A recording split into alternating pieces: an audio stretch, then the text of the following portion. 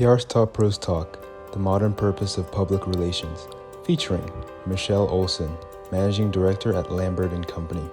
Here's our host, Doug Simon. Being chair of PRSA can sometimes be a thankless job. It's also a huge time commitment, especially for someone like Michelle, who's got a significant job in her other part of her professional space. So thanks both for making the time to join us and for your work that you're doing. To get started off, do you see PRSA as having a role in improving the perception of public relations as an industry? I do believe that PRSA has a role in improving the perception, not only of the industry and our profession, but also the professionals who work in it. We've got a really big, broad umbrella. So it could be anything from traditional media relations to working in the C-suite as a trusted advisor to our organizations. But honestly, at the core is just really that honest and transparent communication to the publics that we serve. Yeah, and one of the things that might be least understood about PR and can't really be promoted for obvious reasons is sometimes the role of good PR people is to make sure companies, brands don't do stupid stuff. And they can be like a stop line against potential bad behavior or dumb things that will hurt the image. Is there a way to somehow get that message out to people that that's a role? Because obviously you don't want to say, oh, we just stopped XYZ company from doing this stupid thing. Aren't we great? So how do you go about telling that story if that's the story to tell? I believe that communicators and PR people, no matter their level in a company or organization, have this role as kind of the moral compass for their organization. We abide by a code of ethics. And I think that most business people abide by their own code of ethics and behave ethically. Most of the time we hear about the ones who don't. But because we abide by that code of ethics, it helps us guide our leaders as well. We know more about what's going on maybe outside the company, and executives listen differently to what's going on in the news than we listen. We're looking for certain things as a communicator and as a reputation manager that maybe a chief executive officer might not be listening for. And so we can counsel then the leaders of the company to take certain actions if we're aware of them. So having that seat at the table is imperative.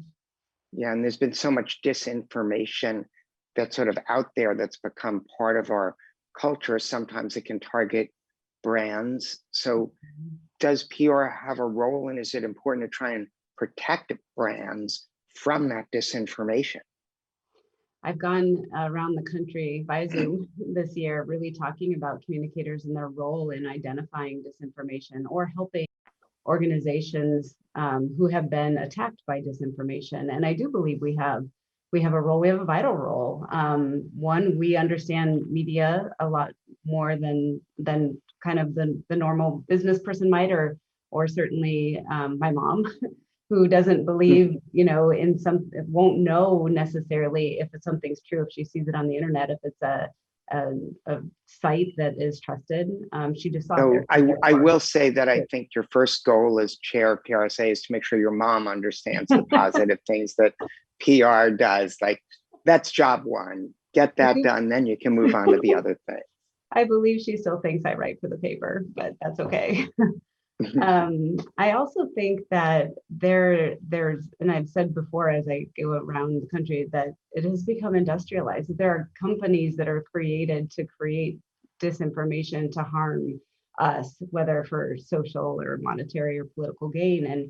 And that is harder to attack and address, but by understanding media literacy and by having some key tools like pre-bunking and debunking, and then just sharing things that we've done in just crisis media training, like the truth sandwich, like, this is what you've heard, this is the truth, here's what is the facts of the situation, kind of getting out in front of it helps. But there are numerous ways that we're trying to really be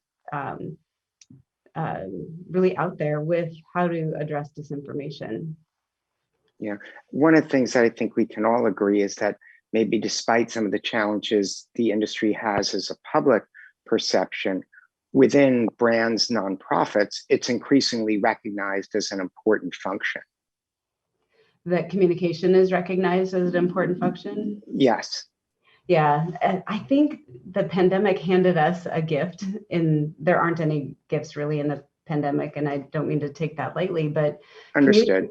communicators were leaned on more than ever to communicate to internal audiences, to external audiences, to people that that companies hadn't considered as an audience or a customer of theirs that suddenly became a customer of theirs. And talking through challenges that we didn't know what was going to happen next and that leaders didn't know what to do next, really elevated communicators in organizations. And I don't think that that's going to go away. I do believe that in my world and my clients' worlds, we're leaned upon for different things than this year than we were 2 years ago. Right. So where 2 years ago was, hey, can you all do a campaign about X? Now it's, I've got a potential issue that I want to get your thoughts on how we address it before it becomes a crisis. So that to us as communicators is a gift and puts us in that trusted advisor role. Yeah, and the pandemic put almost every brand in a crisis not of its own making. I mean, that was just a crisis environment full time. So in your role, any thoughts of encouragement to people who maybe are starting out in the industry, why they should engage with PRSA, both the national chapter and at the local level? Oh gosh, that takes longer than we have. I've been a member of PRSA a very long time, and I lean on it daily just in my own professional development and how I navigate, the issues that come up in any given day. But to folks who are just starting out, this is where the tools are. So the professional development that we offer is free to members, from webinars to other resources. We just created this year a tool called Voices for Everyone. And Voices for Everyone really takes on these issues that, like the pandemic, like things that we've not known how to navigate all at one time. So we're dealing with diversity, equity, and inclusion issues that are really at the forefront, as they should be. We're dealing with civility, disinformation, misinformation, malinformation, and civic engagement. Those 4 pillars we're putting out on this website, tools that communicators can use. So templates and case studies and infographics and things that their organizations might need to communicate with their publics. And just for that one tool, membership is vital. Although right now it is open to everyone, we think that it's important that this information gets out there so anyone can access Voices for Everyone. No, that's great. And, congratulations to you for taking on the challenge. And, I think PRSA is lucky to have you for sure. Thank you. I believe that the universe handed us what we needed to be talking about this year from a communications perspective. And then having a committee who could really move quickly so we can continue to advocate, not just for the professional, but for the industry, while also helping them navigate the issues that altogether they may not have served before. I hadn't dealt with a pandemic. Didn't have in my crisis plans pandemic crisis issue as a scenario. And, I don't know if anyone else did. I think healthcare companies may have, but so that was kind of creating our own playbook. And so the universe really handed us what we really needed to tell and help our members with this year. Michelle, PRSA does not have an official position on recommendations for brands to bring all their people back in office, work remotely. What are you seeing, and how do you see this issue as a communications piece?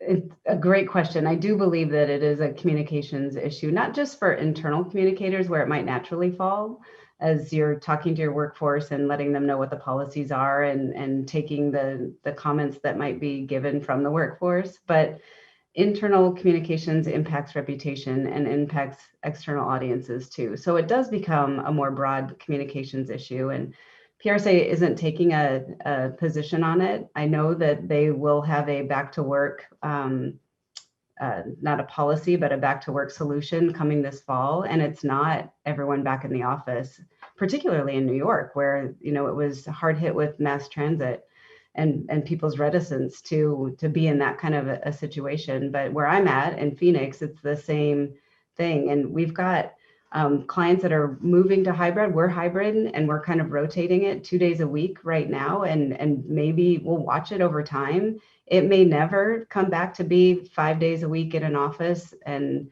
that is the solution. In fact, we're using it as an opportunity to find talent all over the globe, because it doesn't matter where they are. And we just want that person. We want to increase our diversity, and we want to increase our the thoughtfulness of the folks that we're bringing in and their experience. So if I can grab someone from a different market that doesn't have to be in Michigan, Phoenix, Houston, or New York, I'm gonna grab them. So we've used it as an opportunity, but our clients too are seeing it as an opportunity to give some flexibility. They've been proven that they don't need the button seat kind of philosophy in work. And they're working out their own issues. I haven't seen a client yet who's done a mandate 5 days a week back in the office, and I don't anticipate that we will see one. Interesting. Yeah, I am hearing of some groups that are really stepping up the requirements. There's a lot of differences out there, but I think you bring a great perspective. And I guess if people have proven that they can get the work done when they couldn't be in the office, what's the point of forcing them to adjust their lifestyle to that? I have a counterpoint to it as well. The human factor that has been lost in the last 16 months, we do need to bring some of that back in. And there's a lot that can be done over Zoom and phone calls, but that chance discussion about an idea because someone is passing you in the hallway, that's hard to replicate in a Zoom or a phone call. And just having that camaraderie and the collaboration and the energy that drives between people, like the physical energy that drives between people, we're longing for that. And I think people are longing to be back together and in the workplace or not. I just don't think they're going to be going back to the same workplace that they left. Definitely not. And I think it's important to that with new technology. It's actually something our producer on the show is spearheading at the company, ways to mitigate the sort of accidental connections that allow for brainstorms with people you might not work with day in and day out. Thanks so much for joining us for this conversation. It's been really great. Oh, Doug, thank you for having me.